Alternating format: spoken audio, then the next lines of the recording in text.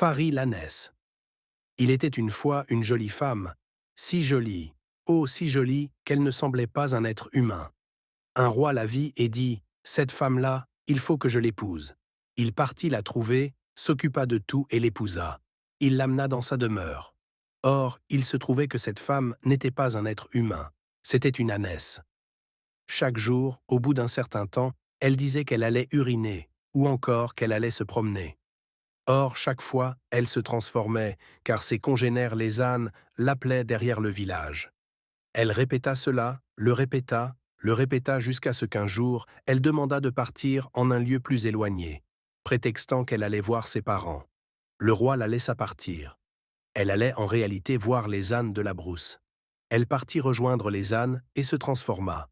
Elle y resta en train de braire. Un maure la vit. Il la suivit et alla se cacher derrière un arbre jusqu'à ce qu'elle commence à braire. Alors le maure se faufila furtivement et revint à la maison. Il dit, « Ô roi, je jure, aujourd'hui je vais te dire une chose, et si ce n'est pas vrai, tu pourras me tuer. » Le roi lui dit, « Ah, Nahar, moi, le menteur, je le tue. » Le mort lui répondit, « Je jure, bourg, ce que je dis est vrai, je le jure. Ta femme là, qui est si belle, belle, tu comprends, c'est une ânesse, ce n'est pas une personne. » Le roi dit, « Ah oui, le mort ?» Oui, le roi dit, « C'est bien. » Le mort dit, « Si elle te demande encore la permission, fais-moi accompagner par quelqu'un, ou toi-même, suis-moi. » Un autre jour, la femme s'adressa encore au roi. Elle lui demanda la permission de sortir, le roi lui dit, « D'accord. » Le mort fut accompagné d'un soldat. Ils suivirent la femme, la suivirent jusque dans la brousse. Elle se transforma, rentra parmi les ânes. Ils commencèrent à braire. Aussitôt les hommes s'en retournèrent chez le roi.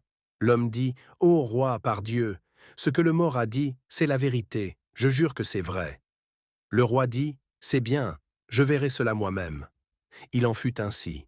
La femme, lorsqu'elle était dans sa demeure, les ânes, ses semblables, chantaient dehors, et dès qu'elle les entendait, elle disait qu'elle voulait sortir.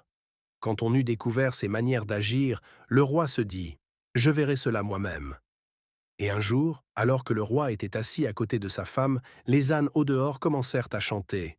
« Fari Dangan Dangani, n'habite-t-elle pas par là? Dis Fari, toi. » Fari, la reine des ânes, est allée vivre ailleurs. Elle refuse de revenir. Le corps de la reine commença à se transformer, tout son corps. Brusquement, elle se métamorphosa en ânesse, au beau milieu de la cour. Le roi prit son fusil et tira sur elle, elle s'écroula. Puis il fit appeler le maure et le soldat pour les récompenser. Moralité. Ce récit illustre que, malgré des apparences trompeuses, la vérité finit toujours par se révéler. Il met en garde contre les jugements basés uniquement sur l'apparence physique, soulignant l'importance de découvrir la véritable nature des individus.